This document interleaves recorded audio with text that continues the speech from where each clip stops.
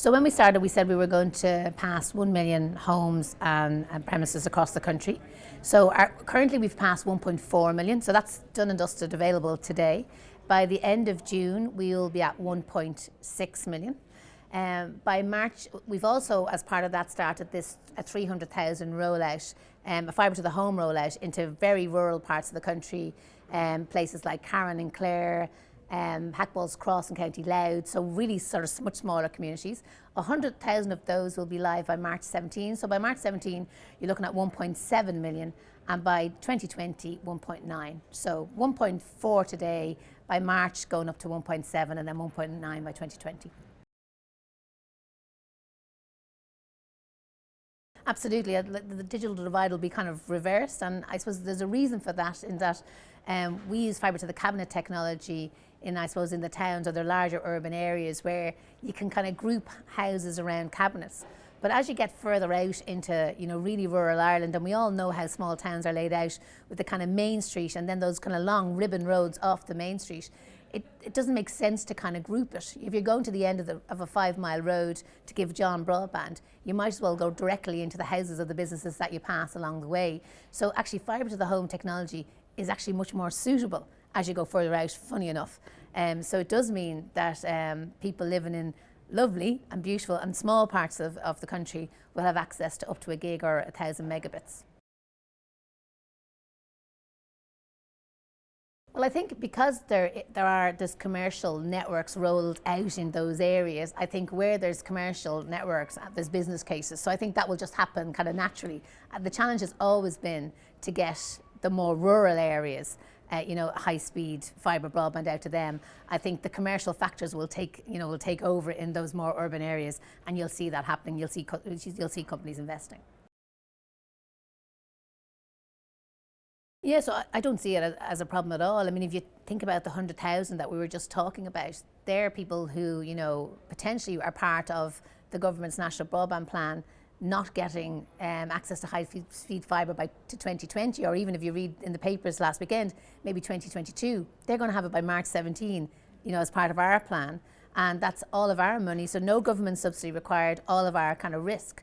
So I suppose what we would be saying is the government's footprint at the moment is 750,000. We would expect them to take the 300,000 that we're building commercially out of that to minimise the budget required from the state, and also to make sure that everybody gets it as quickly as possible, because we're out there building that network today. Yeah, I suppose, and again, the background to that report, this was something that we signed up to a programme called Wholesale Reforms 3 years ago, and we kind of committed to reviewing all of our processes to make sure that every operator was treated the same way as our retail operators. And what we said we would do is we'd do the analysis, we'd highlight anything we found, and we'd fix it. And we have a board subcommittee, we'd show them the report, and then we'd produce the report to industry. So to be honest, we were a bit surprised at the reaction, because we did what we said we were going to do. At the time when we put the report out, there was 20 areas that needed to be fixed. And the reason they hadn't been fixed is because there were technology releases required, and we'd been fixing a lot of them as we went along.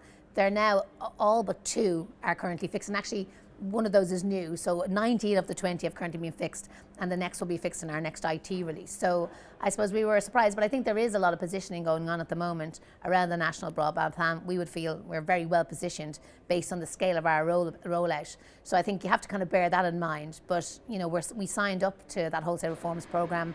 We are just about to produce our next report. And we will continue to do that because we want to be transparent, and we want to make it clear that we're sticking to our obligations.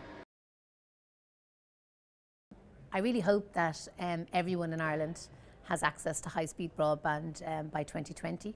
I think if that happens, and the solution is fibre, which I believe it should be, I think that rural Ireland will leapfrog the rest of the world in terms of their position in broadband access and broadband speeds, and I think that would be fantastic to be first there.